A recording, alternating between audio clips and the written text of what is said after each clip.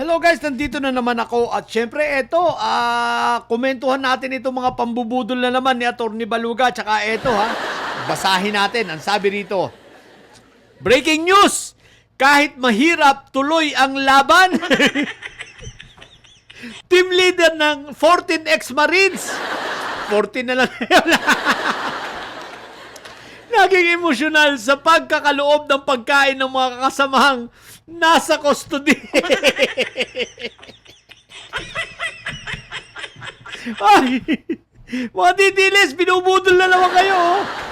May paiyak-iyak pa.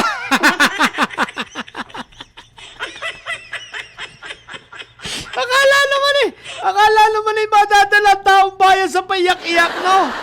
May mga padrama-drama pa, mga hinayupak na ito. Feeling api. Nagfi-feelingerong mga api. Yang kagaguhan yung yan, yang katangahan yung yan, no? Walang ibang dapat dyan sisihin kundi kayo. No? Yan, nag-i-style pa kayong akala nyo, api kayo. Kabubuhan ninyo. Pero guys, in fairness, maaring itong mga ito ay totoong naiiyak na. At talagang naiiyak na dahil sa laki ng problema nila. Ikaw ba naman, estapahan ka ni Mike Diferensya. Tapos hindi ka makakalag kay Atty. Baligo dahil mukhang nasa kanya pa yung ibang perang binayad sa kanila. Tapos, ang daming kinakaharap na kaso. Diba, naalala ko, ito ay yung kay Laila de Lima pa lang, Naalala ko, meron pa nga pala itong kaso rin kay, kay Bucor Chief. Si, anong pangalan ba nun? Katapang.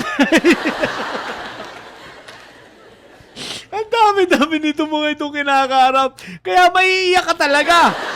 Pero yung sasabihin mo nga, dahil naaawa sa sarili at sa bagay, maaari. Maaring totoo na nga na nag-iiyak ito sa laki ng problema. Isipin mo wala ka ng pera. Ubos ang mga binayad sa inyo, inestapa pa kayo. Binayaran kayo, tigsi 50,000, akala ko pa naman 350,000. Yung pala 50,000. 50,000 saan makakarating yun? Tapos ang dami nyo pang kaso ngayon, na-estapa pa kayo. What the heck talaga?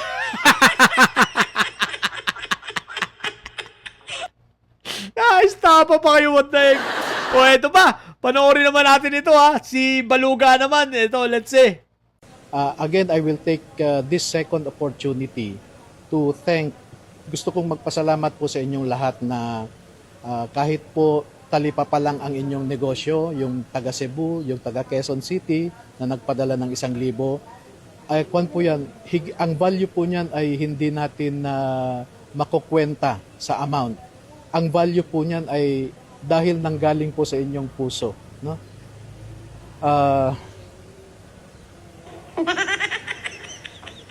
Maraming salamat po, no, sa inyong lahat. Ayan Pati si Atty. Baluga, nagdadrama-drama, aba. Salamat daw sa mga Gcash nyo. Pero guys, alalahanin nyo, itong mga natitirang mga busabos. Big time ngayon, kung totoo na nagpapadala ng mga didilis ng tigpipiso, big time big time lalo itong si Atty. Baluga. Sigilin ninyo kasi 32 million yung magpapadala dyan. Ngayon, meron daw mga nagpadala pa isa 1,000. Aba, isipin mo yun. 32 million yan. Big time. Big time si Atty. Baluga. Ang tanong, babahaginan kaya itong mga ito? 32 million daw sila So, ibig sabihin, may 32 million na si Baluga ngayon. Si Atty. Baluga. Kasi 32 million kayo, di ba? Tapos may nagbigay pa yung mga 1,000 daw. Wow! May paiyak-iyak pa si Atty. Baluga. May padrama-drama pa. Feeling niya, inaapi siya. Matapos kang manira ng iyong kapwang siraulo ka, matapos kang kung ano mga pinaggagawa mo, ngayon mag-feelingero kang api ka? Magpapanggap kayo na ngayon ng api? Kung totoo yung mga sinasabi nyo, ba't hindi kayo makapag-gawa ng individual statements? Hindi nyo kaya kasi hindi nyo malulusutan.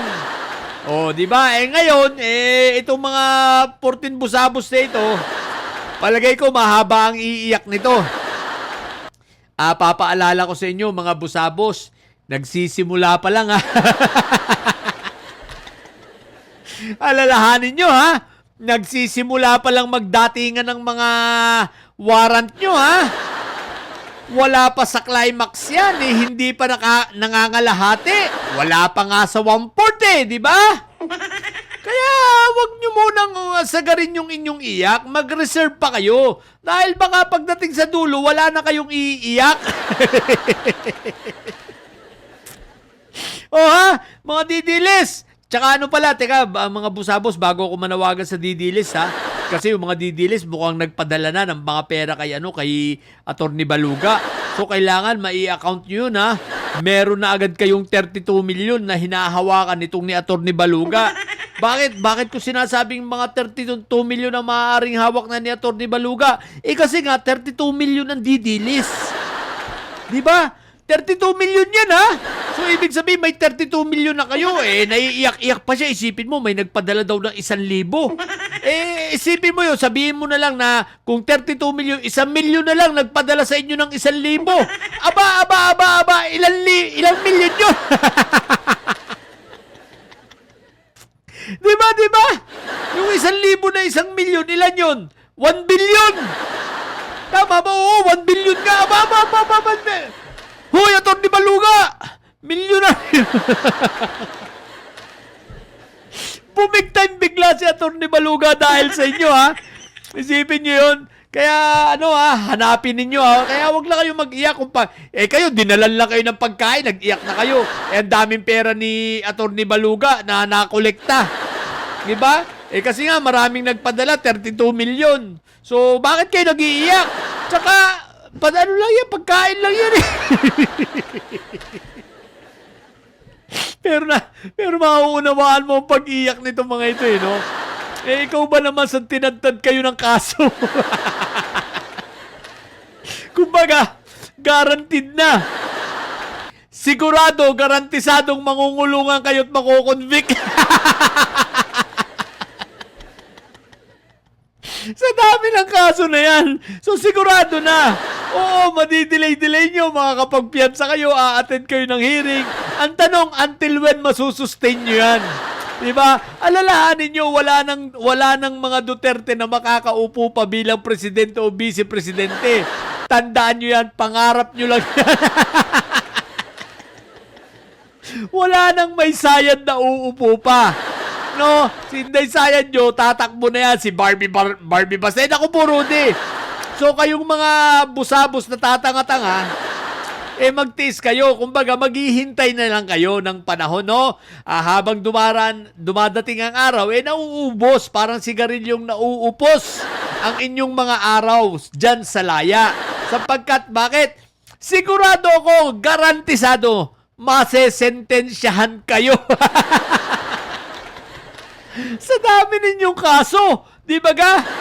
Ilan yan? Ilan ang kaso ninyong kakaharapin yan? Diyos ko po, Rudy. Hindi bababa sa 12 taong bawat isa sa inyo. Ang dami nyo pa, mahatulan pa kayo ng iba't ibang korte. Di ba? Halimbawa, kada taon, mahatulan kayo. Di dagdag sa sentensya nyo. Kaya tanggapin nyo na lang. Tanggapin nyo na lang na kayo ay mangungulungan din, di ba?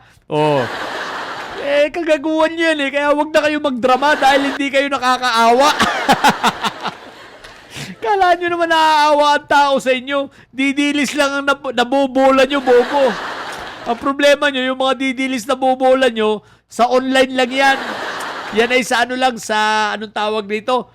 Wala yan, virtual lang yan. Hindi yan mga totoong tao. Puro AI.